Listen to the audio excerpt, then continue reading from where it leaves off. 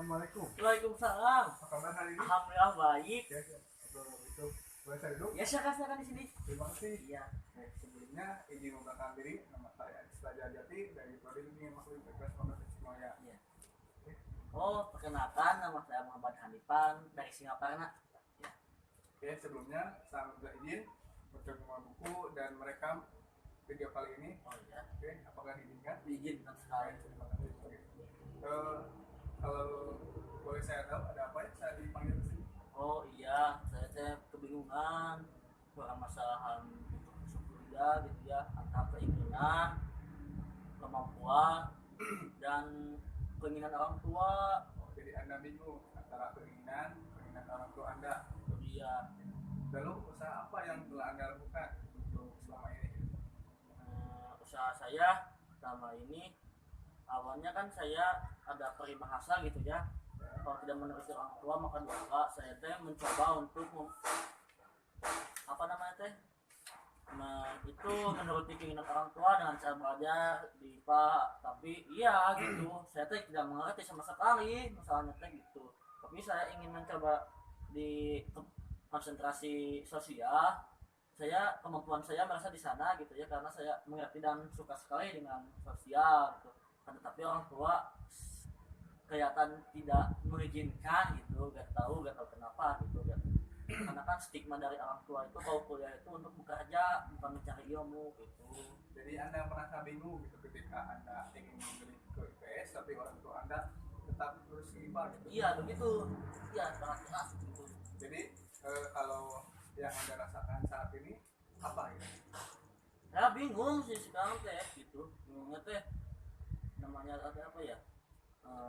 Iya, orang tua masih belum bisa menerima kemampuan saya gitu kan. Orang tua tidak tahu menahu atas kemampuan saya gitu. Tapi kan yang merasakan saya sendiri gitu kan ya. Saya juga mencoba gitu untuk mengerti keinginan orang tua. Mulai dari waktu SMA saya masuk ke IPA, padahal saya minatnya di IPS gitu. Saya masih bingung, tapi saya coba meyakinkan orang tua gitu. Karena orang tua teh gitu kan, kuliah itu untuk bekerja. Jadi ketika melihat jurusan yang bagus sih, pemikiran orang tua itu ketika sudah sarjana pasti akan sukses, padahal tidak semuanya gitu kan. Terus kalau mencari ilmu itu bukan hanya di formal saja, tetapi ketika kita berdiskusi itu juga kan ilmu mencari ilmu pengetahuan gitu. Mungkin orang tua saya tidak menyampaikan ke sana gitu. Jadi Anda merasa kesal dengan orang tua karena tidak dituruti dengan Anda untuk IPS? Sebut kesal, ya sebut tidak kesal, ada itu juga orang tua saya gitu. Saya juga bingung, takutnya saya durhaka gitu. Iya. Terus setelah Anda lulus dari SMA, apa rencana Anda selanjutnya? Saya akan mungkin mencoba kemampuan diri saya dulu gitu ke IPS. Insya Allah dengan ngobrol dengan orang tua gitu ya, saya mencoba ngobrol lagi dengan orang tua supaya mengizinkan saya kuliah di konsentrasi sosial Kemanggiran seperti ini. Jadi Anda lebih tertarik ke IPS daripada IPA gitu? Iya, saya begitu. Karena kan percuma itu kalau kita mendapatkan pekerjaan terus kita sarjana IPA kan, tapi kita tidak mengetahui ilmunya sama sekali gitu kan, percuma sekali gitu ya. Saya mikirnya ke sana gitu, mending kita mempunyai kemampuan sendiri tapi kita bisa berkembang daripada kita hanya mencari pekerjaan dan ketika kuliah kita tidak bisa apa-apa gitu. Oke. Jadi dalam sesi konseling kali ini apa yang Anda harapkan? Saya mengharapkannya saya bisa ingin mencoba mengeluarkan kata hati saya gitu kan, biar saya bisa ngomong ke orang tua bagaimana dengan baiknya, terus saya bisa menerima ketika orang tua saya bisa menerima, bisa menjalankan dengan orang tua saya gitu. Oke, untuk itu jika seandainya keinginan Anda itu terkabul, apa yang Anda akan lakukan? Ya, saya akan belajar dengan giat. Iya, belajar dengan giat kan tidak semua harus membaca buku gitu kan. belajar dengan giat ya banyak macamnya, mulai dari kita belajar membaca buku ya. Pasti awalnya membaca buku, dengan membaca kita kan mempunyai penasaran lagi, begitu kita akan sharing dengan diskusi kayak itu. Menurut saya belajar dengan giat kayak gitu, jadi kemampuan kognitifnya teh apa namanya lebih berkembang. iya gitu. Sudah begitu boleh membayangkan mata. Boleh. Bahkan Anda sedang pulang dari kampus naik motor, lalu Anda pulang ke rumah dan sangat merasa capek, lebih capek dari sebelumnya.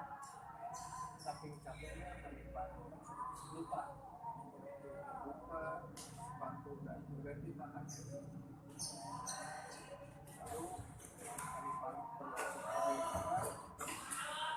tertidur sangat tenang, dan dalam film tersebut ada sebuah adegan yang dimana semua masalah yang terlibat saat ini ada dalam tulis film, semuanya hilang. Dan ketika terbangun, siapa orang yang pertama kali menyelidiki tersebut? Keluarga Lebih spesifiknya orang tua saya gitu. ibu atau bapak? Keluarga bilang Apa yang dikatakan orang tua? saya berpikir kritis, dianggap radikal, dianggap sesat. Yang radikal ya, karena kenapa dianggap radikal? Karena menurut saya, menurut orang tua saya ini pemikirannya liar, menyanggah pendapat orang tua. Karena orang tua saya hanya itu satu arah gitu pemikiran. Ketika diskusi dengan saya, dia menganggap saya ini radikal dan sesat. Lalu bagaimana perasaan hutang ketika orang tua Cukup tersenyum saja, karena menurut saya mereka belum nyampe ke pemikiran yang saya itu. selain orang tua, siapa lagi yang menyadari adanya perubahan? Teman dekat Siapa teman tersebut? Fajar dan Jati. Apa yang dikatakan oleh Pak? Ya, saya ini berubah pemikirannya lebih liar. Ketika saya lebih aktif, lebih bisa bergaul, lebih bertanggung jawab kepada orang lain, dan lebih bisa menghargai pendapat orang lain. Selain teman dekat, ada lagi yang merasakan adanya perbedaan. Ini kakak saya, bukan kerja yang ada di rumah, sama orang tua saya. Apa yang dikatakan keluarga? Iya, yang sebenarnya orang tua saya katakan. Dalam saat ini, dalam kalian apakah ada prestasi yang membuat kami patut bangga? Tidak ada, saya sedang prestasi. Dari sejak kecil sampai besar, prestasi yang membuat penipuan itu lebih percaya diri lagi, lebih pede. Tidak ada, tapi saya ingin menghadirkan orang lain menjadi orang yang bermanfaat dari manusia yang lainnya. Jadi dulu pernah membahagiakan orang lain.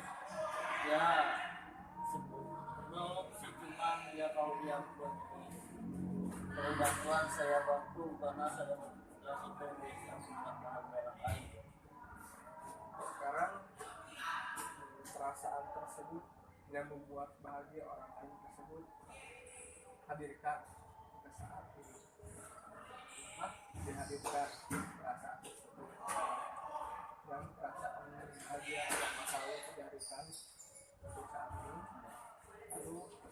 ketika di dalam tubuh terletak di mana kebahagiaan berada. Boleh dipegang, ya. rasakan kebahagiaan tersebut oleh Tuhan.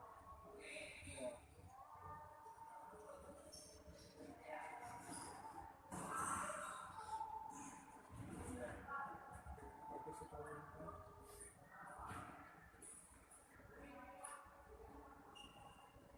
jadi ketika kami kan merasa cemas, merasa tidak ada gairah cuma itu semua, coba mencoba nanti tempelkan tangan Anda kepada kebahagiaan. Apakah bisa begitu? Kalau begitu bisa dibuka matanya. Bagaimana perasaan hari ini?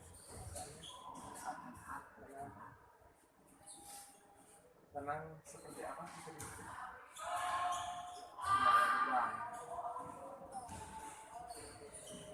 Tenang aja gimana gitu ya, tidak ada beban, tidak mempunyai kuasa, tidak ada masalah.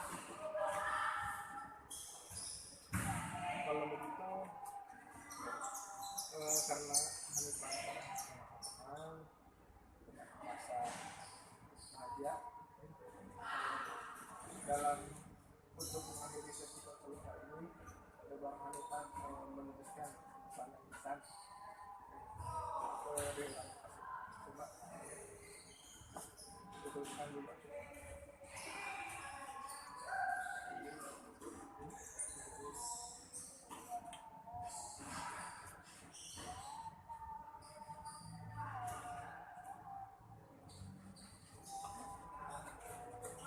Ini sudah, iya. Kalau dibacakan ya, astagfirullah, mau saya. Tidak apa-apa, tidak apa-apa. Bagus pesannya buat saudara Hadis ya, bagus sekali membuat orang lain bisa mengungkapkan perasaannya gitu. Seperti saya, pesannya sangat nyaman, lunas dan lebih bahagia gitu. Ya, saya tanda Hadis tanda.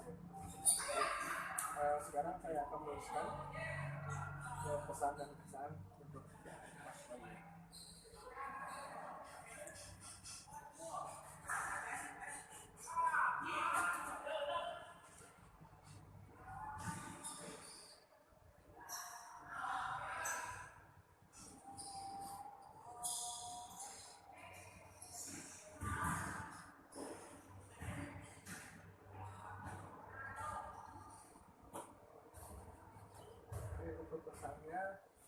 Mungkin tetap semangat dalam menjalani hidup karena semakin tinggi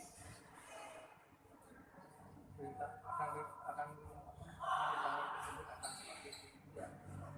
Terus pesannya juga sangat bahagia, bisa berkomunikasi, bisa membantu Hanifan. Lalu mungkin ada sedikit tugas. Udah kaget saya. Tidak begitu berat, hanya menuliskan apa yang berubah dalam diri Hanifan Siap. sampai minggu depan. Ditulis, nanti pertemuan berikutnya kita akan bahas. Iya, Terima kasih Hanifan iya, iya. atas pertemuan kali ini. Terima kasih ada. Selamat